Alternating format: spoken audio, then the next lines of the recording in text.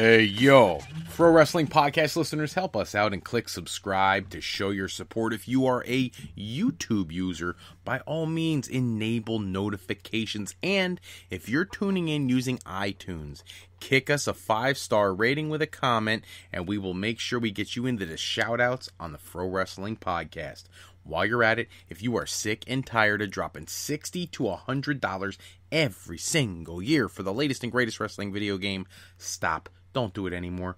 Go to Wrestler Unstoppable, available totally free through Facebook, where you can create your own wrestler, sign contracts, get involved in storylines, headline pay-per-views, even build your own corporation from the ground up, all included in Wrestler Unstoppable, available now to all Facebook users, totally free. Don't forget, if you are looking to get your all-in merchandise for the all-in show, you could do that through a link on frowrestling.com. Go to the middle of the page and click for some of that all-in merchandise. If you are in the Quakertown area, tonight was a huge show for the Worldwide Wrestling Alliance. Hopefully you got a chance to get out and see that.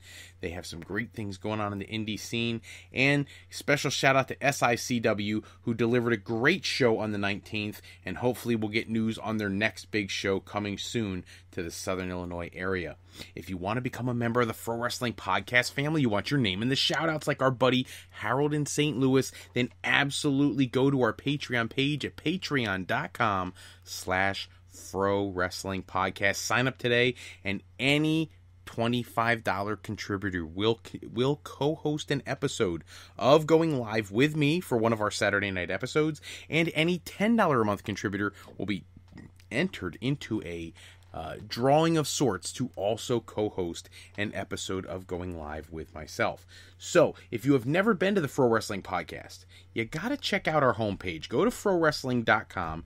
When you get there, there's a couple things I want you to do. One, preview all the topics coming to a future episode of the Pro Wrestling Podcast. It's a great place where you can come up with questions, comments, a little bit of anything that you would like to add to the show. And there's a lot of ways you can do that, but one of them is to call into the Pro Wrestling Sound Off line, 267-642-1160. It is a talk-to-text service. You call in, you give us your information, it will send me a message with all of your conversation in a text message, and I can get your questions, comments, and concerns into one of our shows. If you are on while we're doing one of our live episodes, like right now, tune into the chat feature through Spreaker, iTunes, or wherever you're listening to the podcast. We're available pretty much on all major streaming services, and you can get your questions in immediately into the Pro Wrestling Podcast. As well, when you pop into frowrestling.com, do me a favor. Check out the Sweet 16 round of our Dream Match tournament. You guys have had some of the best picks I could have possibly asked for. And this tournament is a little different. Every round we're looking for dream matches that either almost never happened or have never happened. For example, somebody was saying to me, Edge versus CM Punk took place in the past. It happened when CM Punk took the World Championship from Edge when he cashed in his Money in the Bank after Edge was beaten up by Batista a few years back. Well, yeah, that is true. However, I don't remember them ever having a rematch. And quite honestly, a lot of people would have liked to see that match. So that's on the list. There was so many great matches on the list. So check those out and get us your information. Get us your decisions on some of these amazing matches. And so far, they have been absolutely amazing. There are 8 matches left. Sweet 16 competitors. Let's see who you guys choose to be the overall champion of the tournament.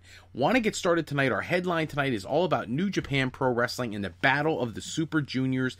This is a very unique concept, very similar to the G1 Climax that'll be coming to New Japan Pro Wrestling this summer. In these tournaments, the Battle of the Super Juniors, Best of the Super Juniors, they end up taking all these competitors, putting them into 2 different blocks, Block A and Block B, and then every competitor wrestles in what like a round robin style. They wrestle every other person in their block. Every time you score a win, you gain 2 points. At the end of the round robin phase of the tournament, the highest point getters for Block A and Block B will take each other, go to the ring and face each other for the winner of the Best of the Super Juniors tournament, who will then go on to face whoever the IWGP Junior Heavyweight Champion is, unless it is the IWGP Junior Heavyweight Champion. I guess he just gets to brag a little bit more if he wins the tournament. Right now, some of the matches that you're seeing, I got to give kudos to a guy who I've actually been trying for forever to get onto the podcast. Flip Gordon, Ring of Honor superstar, is actually leading the Block A bracket right now with 6 overall points. Today, he defeated Tiger Mask, who also has 6 points. So the rankings are very close right now. But there you would see some of the best wrestlers in the world into some really great pairings. Flip Gordon, Tiger Mask, ACH, Yoshinobu Kanemaru is in it. Taiji Ishimori, Bushi, Will Ospreay, Kushida. I mean, it's like a who's who. Hiromu Takahashi, a who's who of New Japan's best of the best. And so if you are able to catch any of those matches on the New Japan World Network, do that. The Best of the Super Juniors is an exciting event every single year. And some people, this is almost like a coming out party for some people. Flip Gordon is a great example. He's really building something in Ring of Honor. He's really building something with his participation or supposed lack of participation in the All In event. And now he's going to New Japan and really putting on a clinic, and it's a beautiful thing to see. So moving on from there, though, something else great to see is, a lot of talk and a lot of conversation this week about the new television deals coming to Raw and SmackDown.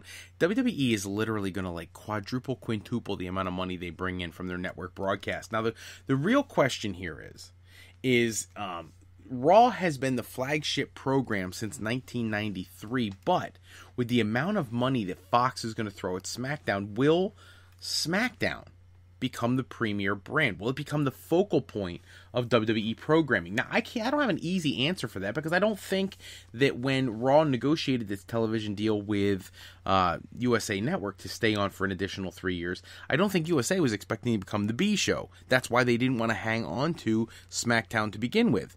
So it's kind of like robbing Peter to pay Paul. And in the end, 3 years from now, when WWE needs to renegotiate their television deal for Raw again, you present an opportunity for there to be some ill will from USA Network if you suddenly take away from the quality of the show that you've been putting on for so many years. The other conversations around these television deals, one, SmackDown moving back to Friday nights.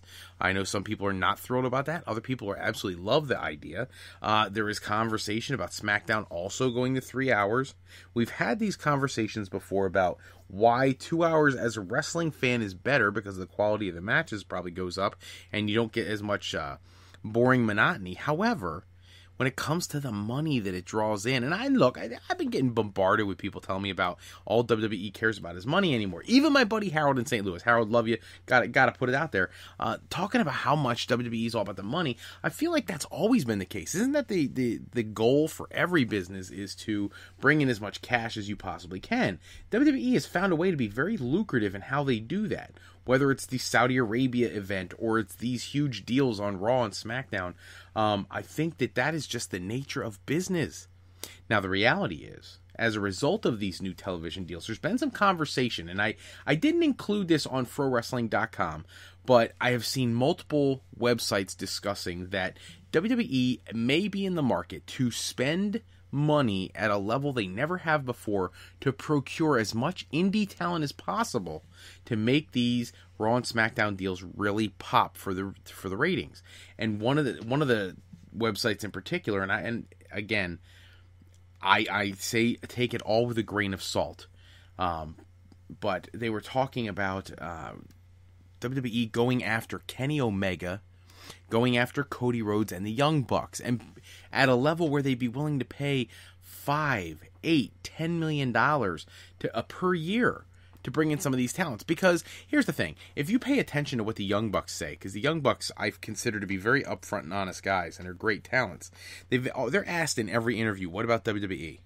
And they say, when they were, the first 8 years they were in the business, I think there's a quote from you pick a website, they all have said it. E-Wrestling News, Wrestling Inc., whatever. They've all had the same stories up. But I'll give a shout out to those two, because they're the two that I primarily like to be a part of. they were talking about how the Young Bucks have been very clear that WWE is not a goal right now. It was in the first 7 years of their career, but not at this point. They also made it a point to point out that there was a Twitter exchange where a fan was begging them to come to WWE, and the response was, not right now, we have 6 months left on our contract. And somebody asked in an interview, why aren't they planning to go to WWE? And he said, because they can't pay us what we already make on the indie scene. And then he clarified by saying it's not that they can't pay that, what they need, it's that they probably wouldn't. They can't envision them doing that. Well, with this kind of money, maybe they do.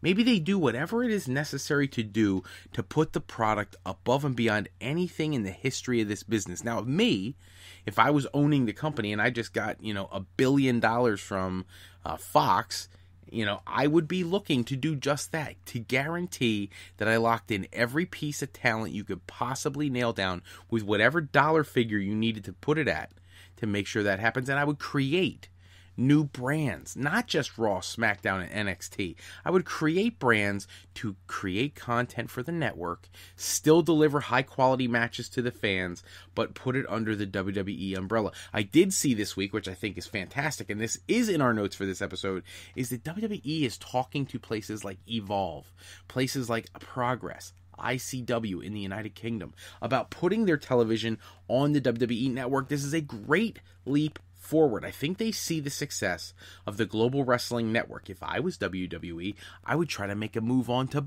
purchase the Global Wrestling Network, just to try to make sure you procure all the wrestling that you could possibly air on their network. Let's face it, the WWE network is constant rerunning of the same garbage. The only people who truly maximize their use of the WWE network are people like you and I, who go in and we purposely look up old matches or the table for threes, or we go and we purposely pull up some old pay-per-view from 25 years ago just because. Those are the people who really are using all the features. I think if you added other companies to the WWE network, it would be the one thing that they need that really would put it over the top. A network that is not adding to WWE's library, but that is potentially adding wrestling to their library, would be Fight TV, and the person in the middle of this tidbit is Jeff Jarrett, bringing the newly reimagined Global Force Entertainment to Fight TV. An announcement was made this week that Jeff Jarrett's GFE will be joining forces with Fight TV, and he'll be seeking out wrestling content to bring to Fight TV using the Global Force Entertainment banner. More power to Jeff Jarrett. I know he went through some tough times recently. He got himself together, and he's got all these things that are possibly working in a really great direction. And quite frankly, I think that's only a good sign for WWE. Before I forget to do this, because it's kind of become a thing lately. I don't know how that happened, but we got to put out some of our special birthday wishes. So before, every week, we're going to have these, but special birthday this week to Daniel Bryan. Happy birthday to Bray Wyatt, Alberto Del Rio, Roman Reigns, Bo Dallas, Eric Bischoff, Natalya, Kamala, Seth Rollins, and from me to you personally, to John from Hatfield, happy birthday this week from the Fro Wrestling Podcast. I hope all of those superstars enjoyed their week, as well as my buddy John in Hatfield. Happy birthday, buddy. And hopefully you have many, many, many, many more. So, that being said, back to the news for the week. One of the things that I'm really anxious to see happen, and I think WWE's booking needs to be careful how they do certain things. If you watched Raw this week, you saw a segment in the back, Kurt Angle talking to Chad Gable, and he gets interrupted by Dolph Ziggler and Drew McIntyre. If you didn't immediately realize that Jason Jordan, who's been medically cleared since before WrestleMania, is on the cusp of returning, he'll come back, save Chad Gable, and have a tag team feud with Ziggler and McIntyre, I don't know what anybody's watching. It's blaringly obvious that's where they're headed with this. And I think it's understandable. but also a bad idea. I didn't like the idea of Chad Gable coming to Raw to begin with. I think he really would have excelled on SmackDown if he was promoted correctly. I'm glad he got away from Shelton Benjamin. I don't think that was helping him at all. But at this point, putting him back in American Alpha would really take an opportunity to bury his singles career. I mean, you're going to typecast this guy as a tag team wrestler forever. And he's really, really talented. Now, if you want to put Chad Gable out there with Dolph Ziggler or with Drew McIntyre, I'm fine with that. Both of those are quality matches, and I wouldn't be thoroughly entertained by either one. However, when Jason Jordan gets back, whether anybody loves or hates the kid is irrelevant. I know you don't like the Kurt Angle storyline. I don't like it any better than you do. However, you can't deny the kid's talent. He is really, really solid in the ring. My opinion, Jason Jordan needs to come back. He needs to be a monster heel, and he needs to keep building the momentum that he was starting to get right before he got hurt in January. So, definitely Jason Jordan coming back soon. Looks like he'll be in that tag team feud.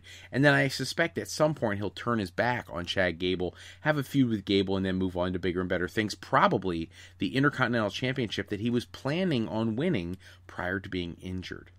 I'm going to throw out just the John Cena, Nikki Bella update of the week. Everybody was talking. There was a picture on TMZ where they were out walking together. I don't know why that's major news. Like, how newsy can people really be? John Cena goes for a walk with Nikki Bella. Oh, they must be back together.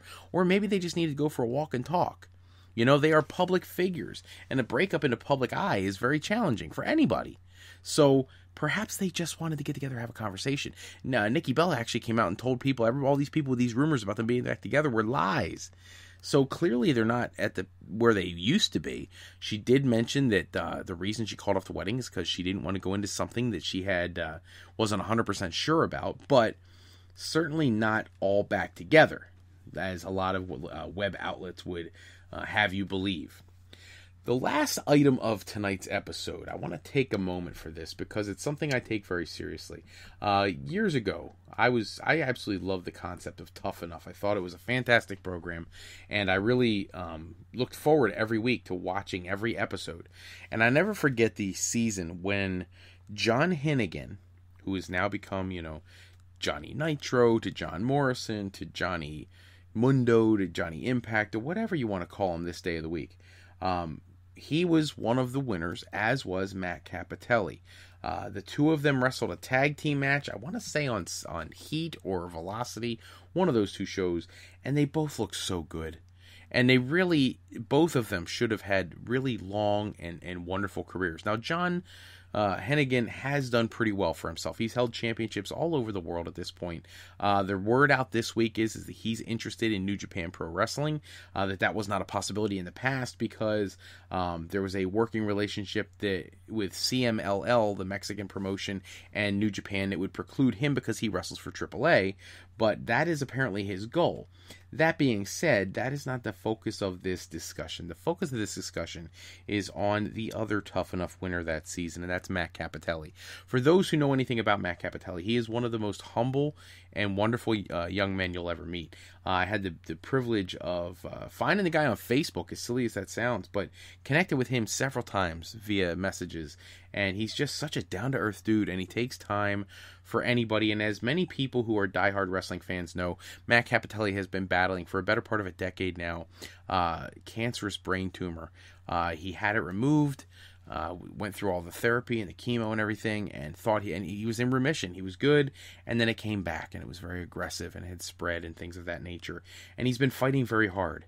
And unfortunately, this past week, his significant other announced on Facebook and Twitter that they are going to be discontinuing cancer treatment for Matt Cappotelli, and quite frankly, it is one of the saddest things I have ever experienced in the world of professional wrestling. It makes me remember back. I remember when I was a kid, I was a diehard fan of Magnum TA in the NWA. In 1986, I really expected him to take the world championship from Ric Flair and just to be this mega star. And he got into an accident in his Porsche 911, and he was never the same. He became handicapped from neck down for a while. Then he got some mobility back. He's led a relatively fruitful life, but of course was never able to return to the ring. Same situation here. Matt Cappotelli having his career just torn away from him at such a young age, and when he had so much promise. He really had everything. He had the look, the body, the personality. He was just great. And it's kind of a sad thing. So I wanted to take a few moments this episode, and I really just wanted to talk about him for a second, because he really is that great of a talent, and it really is that much of a travesty. But at the same time, I wanted to send out my own well wishes to Matt Cappotelli and to his extended family for all the hardship they're going through right now. And I hope that they understand, and I hope that they're hearing this. And I absolutely sent the message so that they could hear that I was saying this. But they have touched my life, watching him when he was competing on Tough Enough, when he got to the main roster, and even in his continued work with the wrestling business after his diagnosis, and all the way he's been fighting through. By all means, try to find him on Facebook. He's got a campaign going on. You can get merchandise and things to try to help with awareness and whatnot. Team Cap Gear. But absolute nothing but love, respect, and well wishes for Matt Cappotelli. He is one hell of a guy, and miracles happen. I'm praying that one happens in this situation. He's just an amazing talent. So, if at all possible, Matt Cappotelli, get better soon. And get back on your feet. If not, it has been nothing short of an honor to share messages with Mr. Cappotelli. So thank you so much. That is all the time we have for this episode. Check back with us next episode, where we'll run down all the latest wrestling news and rumors. Special thanks, as always, to bensound.com and purpleplanet.com. They produce all the music and sound effects that we use in our shows. Today's podcast was sponsored in part by Beazle Games. Bringing a new friend to family game night is easy with Sketchy People. Showcase your artistic side in this new game from Beazle Games by going to frowrestling.com and clicking the icon in the middle of the page to pick up your copy today. And to alleyrepair.com, contact Alley Repair for servicing of all your classic skee-ball, pinball, and arcade game needs. If you're looking for your next career move and you're considering college, university life, or you just need some formal training for the next step in your career decision making, go to our other website at www.frolifeplanning.com. All your higher education needs can be taken care of there, because Fro Life Educational Planning is for today, for tomorrow, and for life with Fro Life. I'm Fred Froelich, better known as Mr. Fro. I want to thank you so much for taking a few moments with us this week. We love having as much interaction with our fans as we can. Please send us some messages, comments, questions, and whatnot in the Fro Wrestling Sound Off line 267-642-1160, and make sure you get those 5-star ratings in iTunes so I can get you in the shoutouts. Harold St. Louis, always shout outs to you, brother. Nothing but love. Make sure you guys go to Infro's Corner for my latest articles on the world of professional wrestling, or check out TSJ101sports.com. Until next time, everybody, take care and have a great week.